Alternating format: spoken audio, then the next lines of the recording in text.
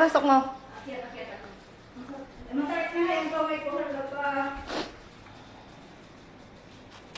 Doon. Kasi tayo malumpo na tayo eh. Tangina, wag naman, uy. Hindi na ako mga... Tulong!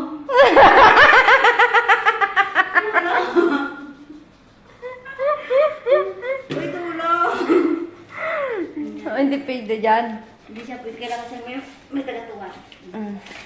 Aray. Lumpo ka na ang laba. Tulong!